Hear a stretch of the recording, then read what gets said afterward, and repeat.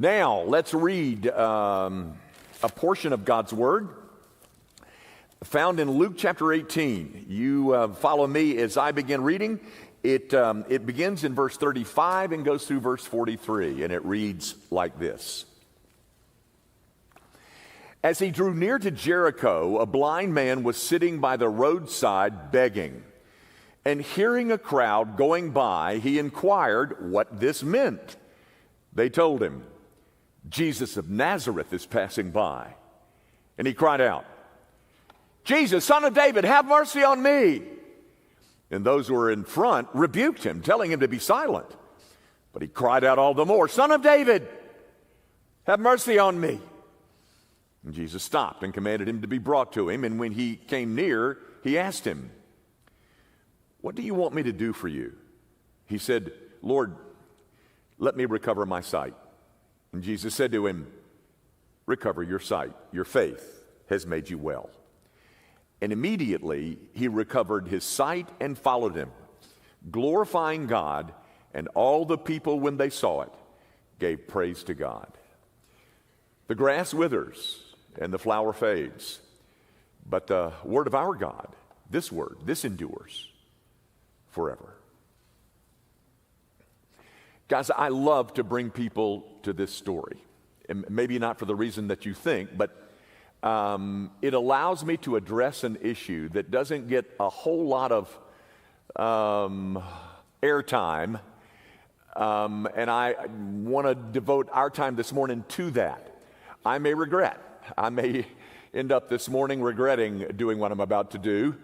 But my hope is that you will leave here this morning carrying a book in which you have more confidence, to which you are more devoted, and you are more determined than ever to see its truths fleshed out in your lives.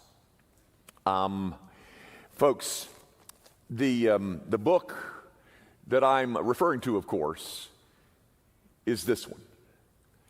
I'm hoping that you will leave here this morning delighted in the book of God. Now, with that said, let me explain further. I'm making an assumption, but I think it's a fairly safe one, that all of us have been exposed to, subjected to, heard of, read about some effort on the part of someone to try and undermine your confidence in this book. Maybe it was your ninth grade biology teacher or a college professor who taught philosophy, or maybe the media. You know, it seems to me that around Easter time, there's always some new discovery that has been made, and it's always trying to undercut the resurrection or the Bible or something. But I'm assuming that all of you have heard in some form or another an effort to try and debunk the authority and reliability of this book. Why we've heard all sorts of things in that effort. We've heard this book is a means of oppression. It oppresses people. Pardon me. We've been told, excuse me, that it's just one of many other holy books that are available to all of mankind. And it's really nothing more, we're told, than ancient Jewish literature. That's all it is. And by the way, it is so out of date. I mean, it's on the wrong side of history.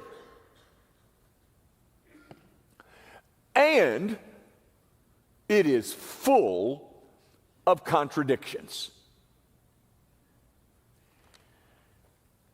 When I hear that one, there's alarms that go off inside of me. And I have in the past done this very thing I'm about to tell you because of my ugly self. When somebody comes to me and sits in my office and says that, the Bible is so full of contradictions, here's what I do. I'm not sure this is, don't try to do this at home. I'm an expert. They say they're so full of contradictions, and so I take a Bible and I throw it into their lap, or toss it into their lap. And I say, so you say that there's so many contradictions in this book. Would you show me one? I have not yet been taken up on my challenge. Now, gang, that's not to say that there aren't people out there who could take me up on my taunt.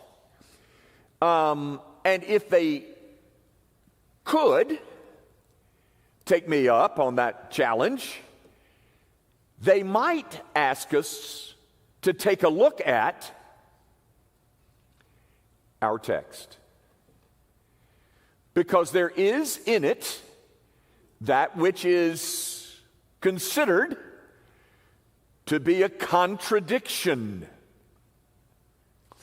And so that's why I said I love to bring people here, because it gives me a chance to address that whole notion, and in a way that I hope you'll be able to leave here holding on to a book that in which you have so much more confidence. Let's see if we can do that.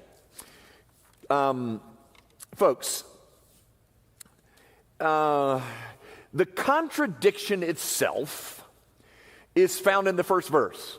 Actually, there's two contradictions in verse 35. You get your money's worth this morning. Not just one, but two found in verse 35. Now, gang, you got to put your finger in verse 35, and you've got to flip over to the book of Matthew. Matthew chapter 20. Now, Matthew tells this same story about the blind guys. It's called a parallel passage. Mark tells the story too. It's the same story, same event, told by three different people and included in the New Testament. Well, here's Matthew's version of this story. First of all, look at Luke 18, and let me read you verse 1 again, verse 35 again.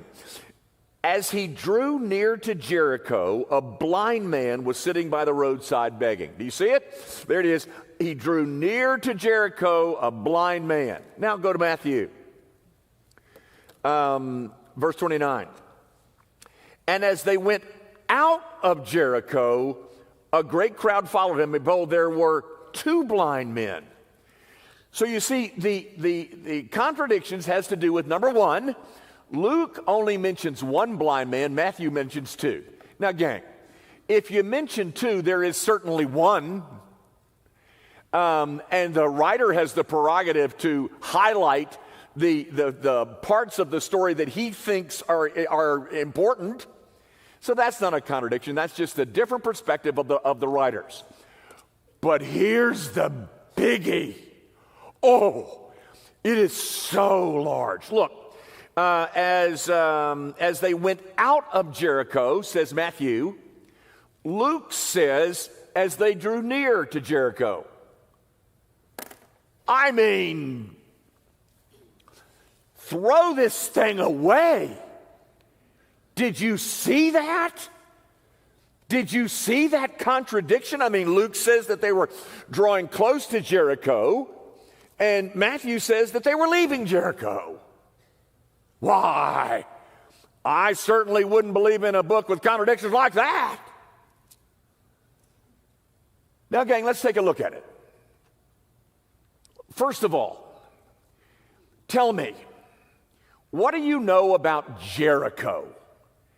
I bet you, particularly if you were raised in the churches as a child, that in a Sunday school class, you were taught about the story of Joshua taking Israel to fight against Jericho. Remember, they walked around it one time and then 7 times that the walls came tumbling. There's even a little ditty that goes along with it. Joshua fit the battle of Jericho, Jericho, and the walls came tumbling down, down, down. Do you remember? We all kind of squatted down. Remember that? Well, I know that about Jericho. Well, yes, that's certainly good. That story is. You need another finger. If you can find Joshua 6, I want to share you something about that story that you might not have seen ever before. You know the story. The walls came tumbling down. Jericho is destroyed, and Israel wins.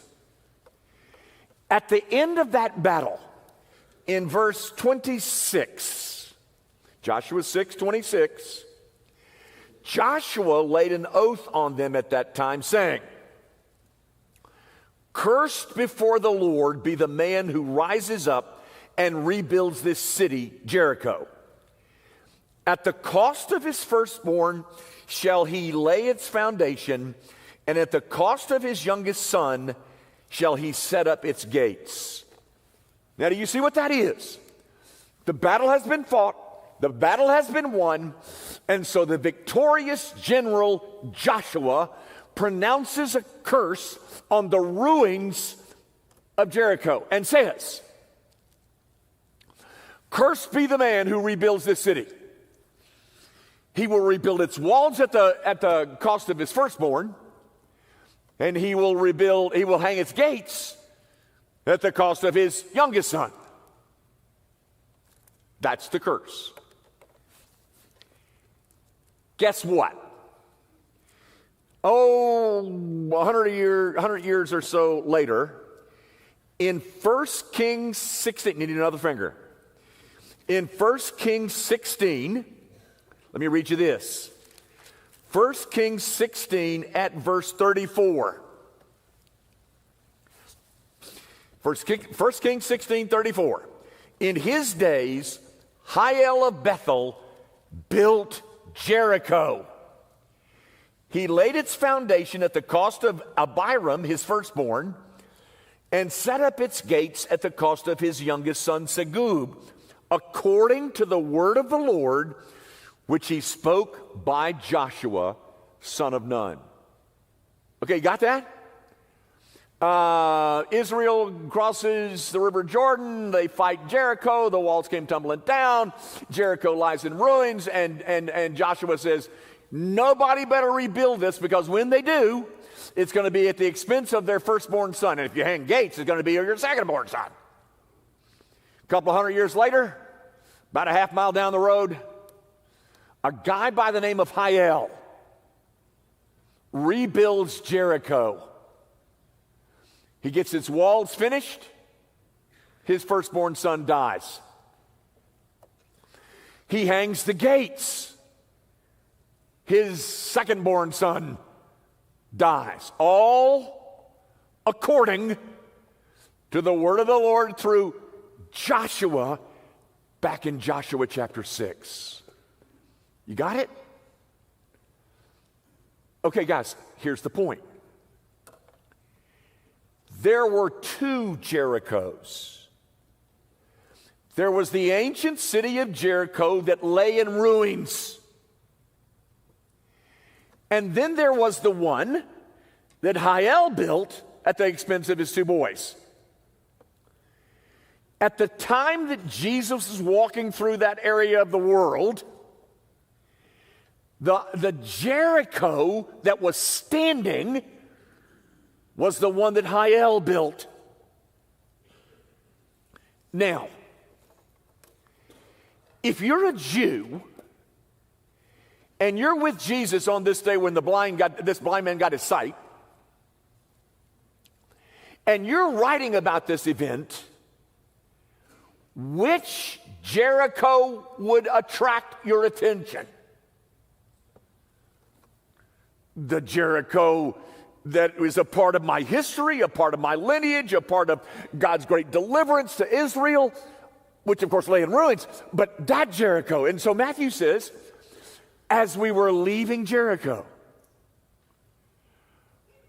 But if you were a Gentile, like Luke, and you're writing the same story, which Jericho would attract your attention?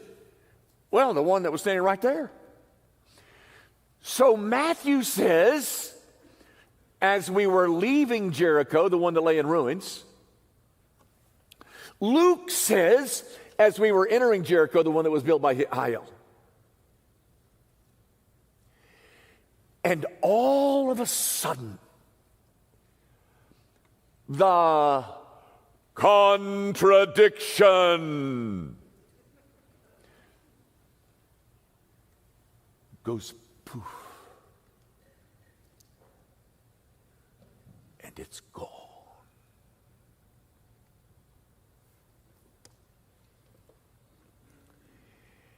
And I say unto you, ladies and gentlemen, most of the so-called contradictions that are supposed to be in this book are just about that easy to explain. And may I add this, most of the contradictions that are so offend the critic have nothing to do with the overall message. In fact, let's just say I was wrong. I'm not. But let's just say I was. Does it matter whether they were coming out of Jericho or going into it? Doesn't change the message, doesn't change the story one bit. And most of these things are like that. But most of them are easily soluble with just a little bit of insight into the text. Now, guys, you've got to understand that the critic of the Bible who told you in the 9th grade or in your sophomore year at university that the Bible was nothing more than ancient literature has a vested interest in that being true. He's got to continue to undermine the authority of this book so that he can go on in his life of unbelief. But my point for you as the people of God this morning is to assure you that the book that is sitting in your lap is very trustworthy. It's very reliable. It is, in essence, the mind of God as black words on a white page.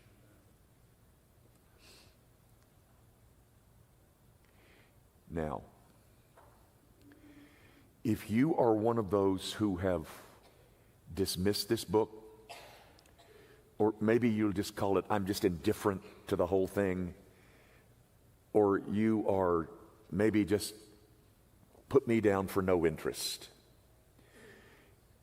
All of that because you bought into this narrative that you heard from your 9th grade biology teacher.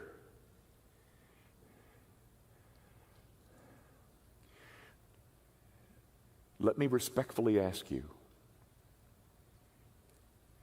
to pick it back up.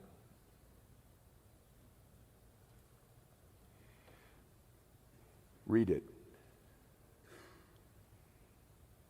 Ask God to meet you in the pages of this book.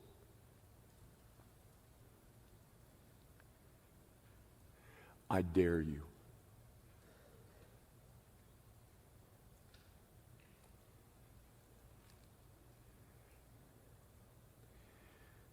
Folks, I hope this will go without saying,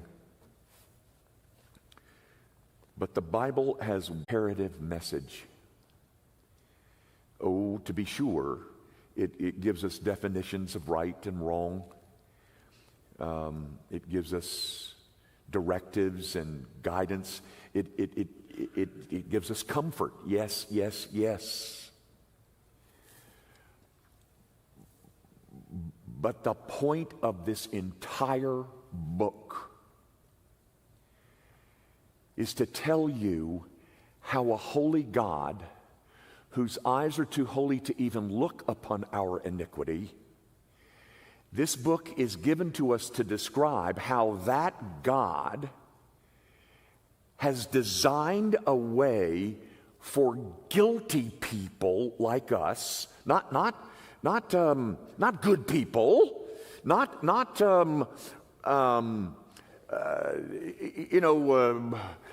upstanding people, but rebellious people, wayward people, stubborn people, and even wicked people like me. This book has a message contained in it that's going to tell me how is it that somebody like me can have my sin forgiven and be restored to a relationship with God. And all of these other stories that are contained in here are in there to simply enhance that single imperative message.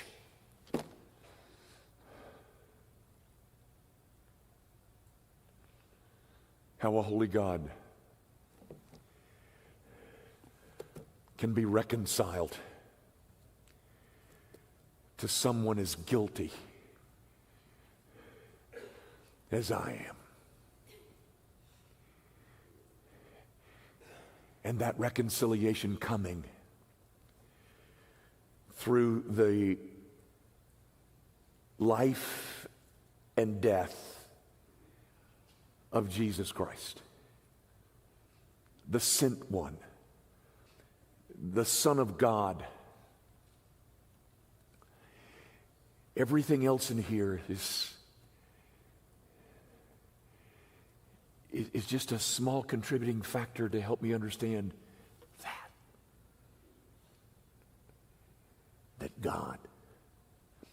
that this God who demands perfect righteousness has then made that righteousness available to sinners and guilty people like us through faith in Jesus Christ. That this God, in his mercy, has gone on to describe that central message in a book. A book in which I can rest. Actually, that's not well said. I don't really rest in the book. I rest in the one who is described and portrayed in this book. We rest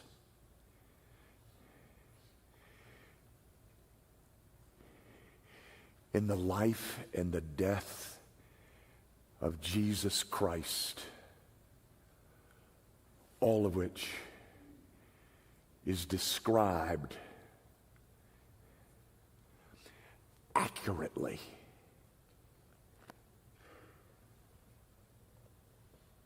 in this book.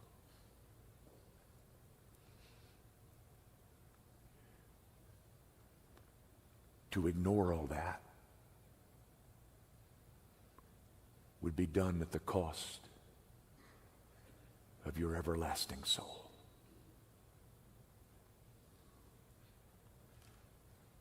Take it up. Ask God to show you himself in the pages of this book.